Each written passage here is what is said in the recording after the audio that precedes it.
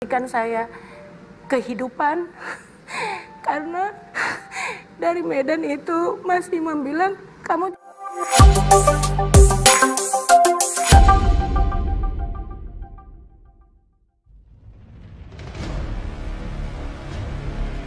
Semua fans Imam S. Arifin berlinang air mata, harapan Nana Mardiana pupus, hingga ceritakan hal mengejutkan.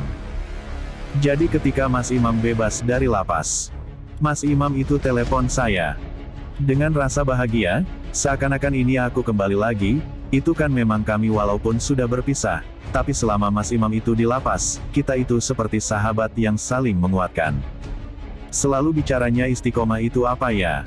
Kita menanti kepulangan yang Mas Imam, tapi ternyata Mas Imam pergi. Ketika bebas, anaknya mana gitu? Akhirnya Mas Imam itu minta pulang ke Madura dulu.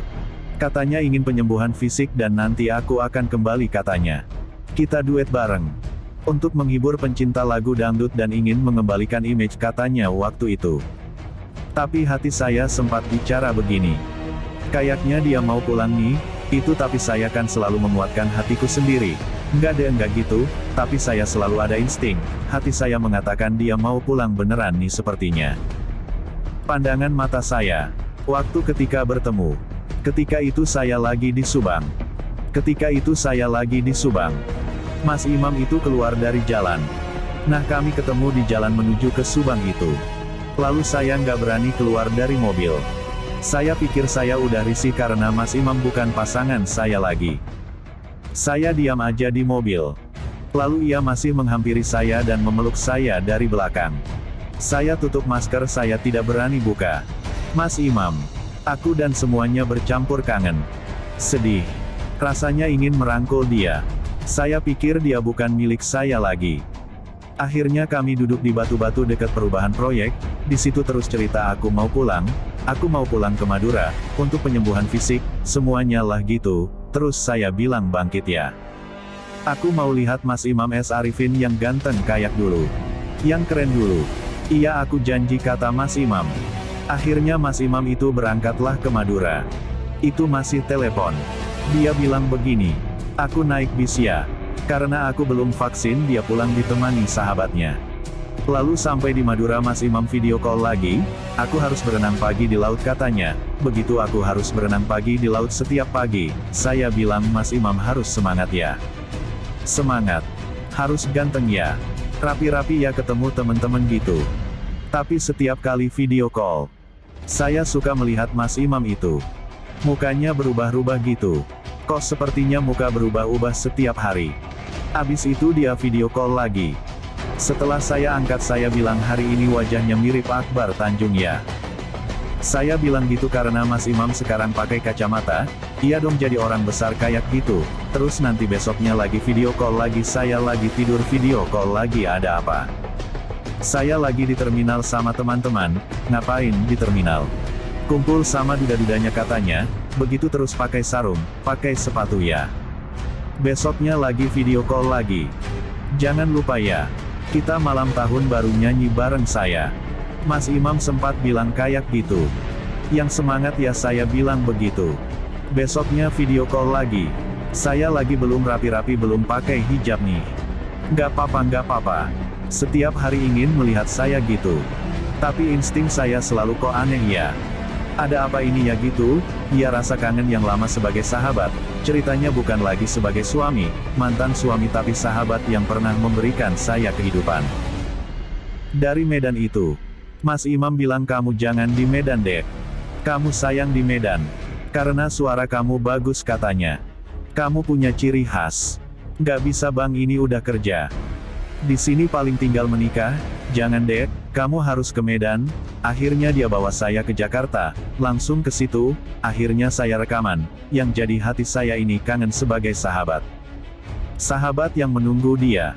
Melihat Mas Imam berdiri dengan gasnya. Dengan lagu-lagu bagusnya. Saya tunggu bertahun-tahun. Saya tunggu tapi dia pergi dengan kenangan. Yang saya rasakan itu betul. Dan saya lihat sendiri ke tempat-tempat Mas Imam hadir di Madura itu. Sampai tukang becak bilang begini. Saya dari hotel kalian itu ke rumah duka kan dekat. Tapi karena di sana ramai saya ingin tenang. Saya ambil kamar di situ. Karena nggak mau ngerepotin yang lain. Saya naik becak.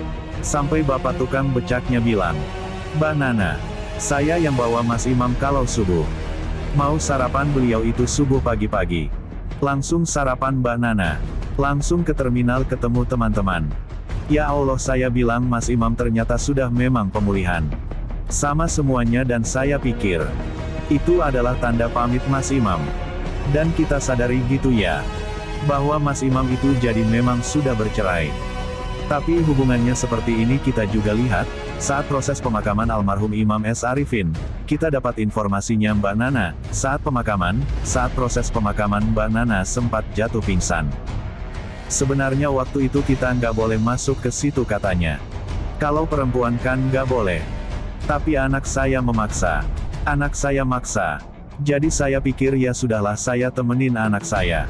Ketika saya melihat itu, saya merasa bersalah. Memang waktu kami itu kakak saya bilang kamu jangan bercerai. Kamu kalah katanya. Kamu pertahankan dong. Gak bisa ya. Dimana memang saat itu kondisinya seperti itulah. Kita nggak bisa menyalahkan yang lain. Allah beri gitu kan. Tapi memang hati saya sekarang, saya benar-benar kehilangan sahabat. Yang setiap saat mensupport saya istiqomah. Istiqomah. Kadang-kadang kalau saya lagi bad mood itu, saya bilang saya Dinda lagi begini, istiqomah ya, aduh ayah Dinda saya lagi sedih banget ini, dalam mobil begitu kamu harus kuat ya, itu selalu kami telepon disampaikan sebagai seorang sahabat. Nana Mardiana, apa yang ingin disampaikan yang barangkali belum terucap untuk almarhum Imam S. Arifin? Jadi ketika saya lihat di situ, saya datang ke tempat-tempat Mas Imam duduk. Saya dibawa sama teman-temannya Mbak Nana Mas Imam di sini. Ya Allah, saya bilang sampai tempat Mas Imam duduk itu. Di terminal. Ibu itunya kan masih dengan bantalnya. Yang warna pink. Di sini nggak mau punya kamar mandi yang sama. Ya Allah, saya bilang beginilah, saya bilang ibu. Mengurus Mas Imam seperti ini. Kalau bisa saya gendong Mas Imam itu seperti bayi. Saya akan gendong Imam S. Arifin. Karena ini anak kampung yang ingin sehat, kata ibu yang di warung. Saya sampaikan untuk Mas Imam ketika Mas Imam yang lalu.